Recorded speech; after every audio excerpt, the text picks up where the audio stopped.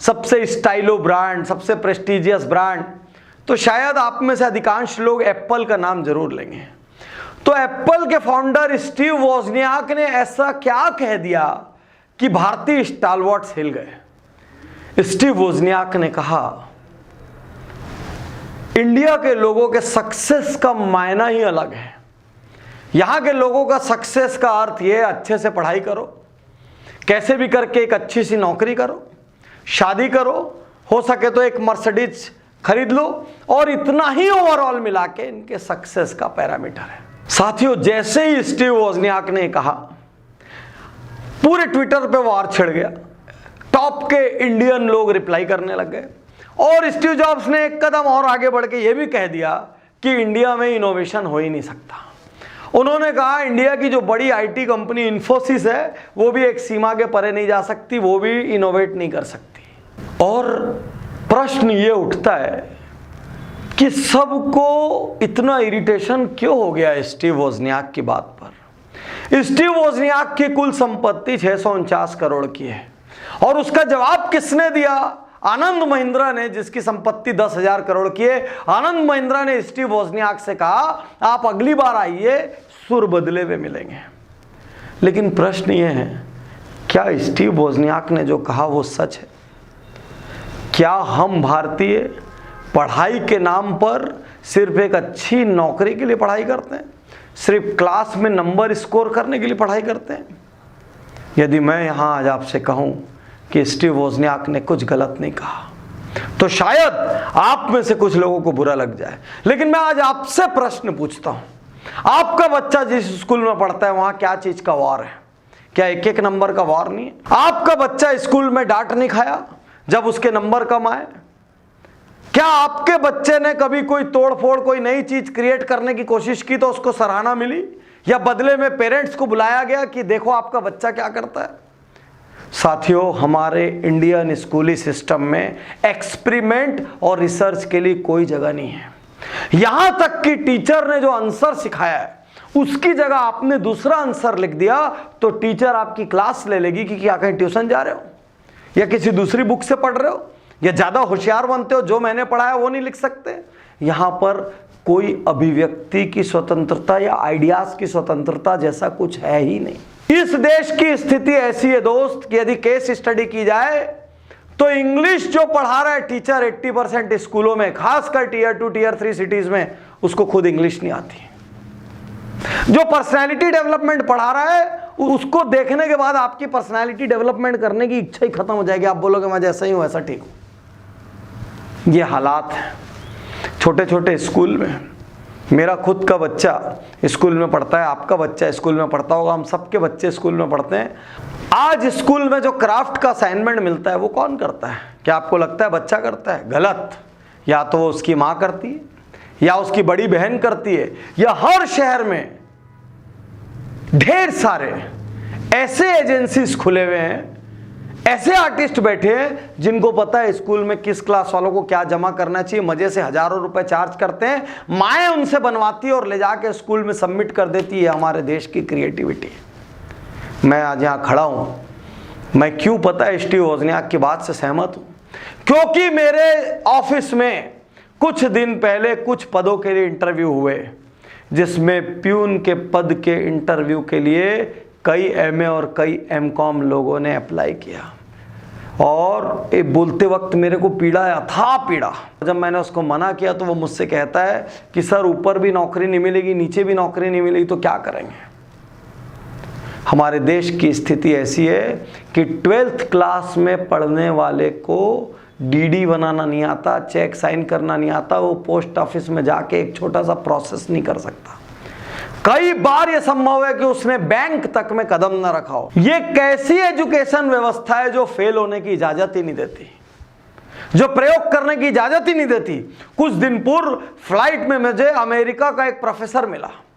वो कहता है हमारे यहाँ बच्चा स्कूल पास होते होते और फर्स्ट सेकंड यूजी तक आते आते वो कई बार अपने बिजनेस शुरू करके फेल हो चुका होता है, और हमारे यहाँ का बच्चा ग्रेजुएट होते तक भी माँ के पल्लू से बंधा हुआ रहता है। वो कहते हैं हमारे यहाँ का बच्चा कपड़ा धो लेता है, हमारे यहाँ का बच्चा फील्ड वर्क कर लेता है, हमारे यहाँ के बच्चे को गार्डनिंग आती है, हमारे यहाँ का बच्चा मशीन सुधार लेता है, हमारे यहाँ का बच्चा एडवेंचर कर लेता है। हमारे यहाँ का बच्चा क्या करता है? कुछ नहीं करता, क्योंकि उसके घर वाले हर चीज उसको मैनेज करके दे देते हैं। एक तरफ घर मैनेज करके दे देता है, दूसरी तरफ स्कूल प्रयोग नहीं करने देता। क्या गलत कहा स्टीव वोज़नियाक ने, क्या गलत कहा? मैं आपको बता रहा हूं, यही चलता रहना, भारत पढ़े लिखे अनएम्प्लॉयबल लोगों का देश बन जाएगा।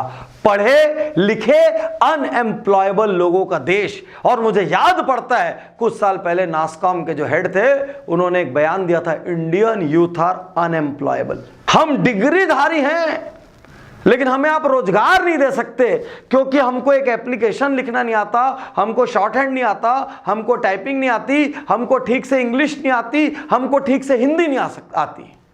हम ऐसे विचित्र युग में फंस गए हैं जहां पर टियर 2 टियर 3 सिटी के बच्चे को अपनी इंग्लिश भी नहीं आती ठीक से, और वो हिंदी में भी 77, 68 और 85 नहीं बोल सकता। वो खत्म हो गया, हो ना इधर का रहा ना इधर का रहा। तो अब क्या करें? देश को क्लर्कों का देश बना दे? अब क्या करें? और जिस पे इतराते हो, सत्या नडेला, इंदिरा नूई, ये इंडिया ने बड़ा किया गया इनको। ये सब की प्रतिभा फॉरेन में जाके जब इन्होंने पोस्ट ग्रेजुएशन किए, बड़ी बड़ी कंपनी में वो सोचने का इकोसिस्टम मिला, तब जाके सत्या नडेला बने और इंदिरा नूई बने। ये तो आप और हम खुश होने के लिए बोलते हैं, भारतीय मूल के होते रहिए खुश, लेकिन वही सत्या नडेला हिंदुस्तान में रहते तो निपट जाते हो। वही इंदिरा नूई हिंदुस्तान में रहती तो आधे समय वो घर में बच्चों को बैलेंस करने में, बाद में सास ससुर को बैलेंस करने में, उसके बाद समाज को बैलेंस करने में, उसके बाद वर्क प्लेस को बैलेंस करने में खत्म हो जाती। यही इंडिया है। क्या हम ऐसे इंडिया से अगली सदी में जाएंगे? आज इस केस स्टडी के माध्यम से मैं आपको जगाना चाहता हूं, क्योंकि हमारा काम यही है। एक्सीलेंस गुरुकुल और वीआईपी जैसे प्रोग्रामों में लोग आते हैं, अलग अलग केस स्टडी से हम उनको जगाते हैं, उनको सोचने पे मजबूर करते हैं।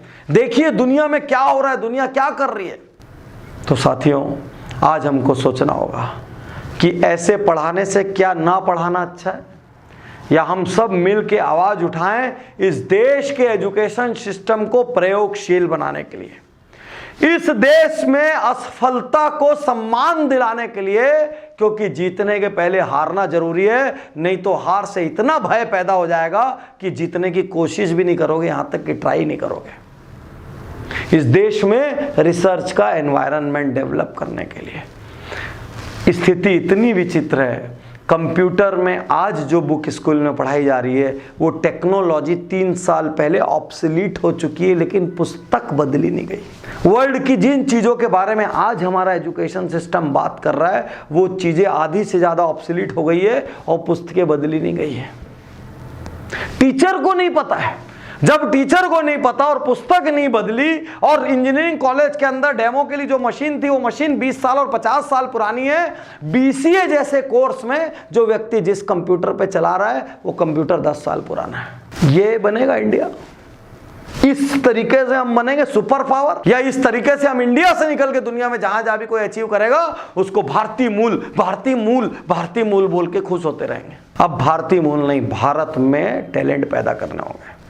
इसके लिए मैं आपसे आग्रह करता हूं, यदि आप मेरी बात से सहमत हैं कि भारत का एजुकेशन सिस्टम रद्दी और कबाड़ है, इससे 1000 गुना अच्छा तो हमारा गुरुकुल था पुराने जमाने का, ऋषियों मुनियों का, जहां पर बच्चों को शस्त्र चलाना सिखाया जाता था, जहां बच्चों को जानवरों को पालना सिखाया जाता था, जहां बच्चों को अपना अनाज खुद उगाना सिखाया जाता था, जहां बच्चों को शास्त्र सिखाए जाते थे, जहां उनको मल्ल युद्ध सिखाया जाता था, जहां स्पिरिचुअल, इंटेलेक्चुअल, फिजिकल सारे एस्पेक्ट पे ध्यान दिया जाता था।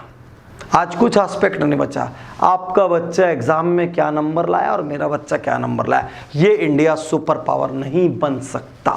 मेरी कड़वी सच्चाई सुन लीजिए, यदि इंडिया का एजुकेशन सिस्टम ऐसा रहा, हम कभी सुपर पावर नहीं बन पाएंगे। हम औसत क्लर्कों का देश बन के रह जाएंगे। हम पूरी दुनिया के लोगों के लिए काम करेंगे और पूरी दुनिया हमको नौकर बना के रख लेगी। जो एंटरप्रेन्योर्स का देश था, वो नौकरों का देश हो जाएगा। यदि आप मेरी बात से सहमत है कि भारतीय एजुकेशन सिस्टम को स्क्रैप करके प्रैक्टिकल एजुकेशन सिस्टम, जिसमें प्रैक्टिकल लर्निंग हो, जिसमें इंटेलेक्चुअल, जिसमें सोलफुल, जिसमें फिजिकल, जिसमें अपने आप से एकांत में बात करना सिखाया जाए, जिसमें खुद का स्वॉट, स्ट्रेंथ, वीकनेस, अपॉर्चुनिटी, थ्रेट जैसे एनालिसिस करना सिखाया जाए, जिसमें लिसनिंग पे जोर दिया जाए, जिसमें प्रैक्टिकल और प्रैक्टिकल पे फोकस हो, ऐसा एजुकेशन सिस्टम यदि लाना है तो आपको इस वीडियो को शेयर करना होगा। आपको इस वीडियो को इतनी बड़ी तादाद में शेयर करना पड़ेगा जिससे कि स्कूल के टीचरों की, कॉलेज के प्रोफेसरों की और शिक्षा मंत्रियों की, इन सब की आंखें खुल जाए। आपको इसको भारत का टॉप ट्रेंडिंग वीडियो बनाना पड़ेगा यदि आपको अपने बच्चों को बचाना है, नहीं तो कल आपके माता पिता होने पे आपको अफसोस होगा, क्योंकि आपके बच्चे पूछेंगे बड़े होके, इससे अच्छा तो पापा नहीं पढ़ाते तो ज्यादा अच्छा होता। यदि मेरा क्राफ्ट स्कूल से लाके मम्मी को ही करना था तो नहीं करवाते क्राफ्ट, तो ज्यादा अच्छा होता। यदि मेरी ड्राइंग मम्मी को बनानी थी तो नहीं बनवाते तो ज्यादा अच्छा होता। ये दंश लेने के लिए तैयार हो जाइए, नहीं तो मेरे चैनल पे इतने कमेंट करिए कि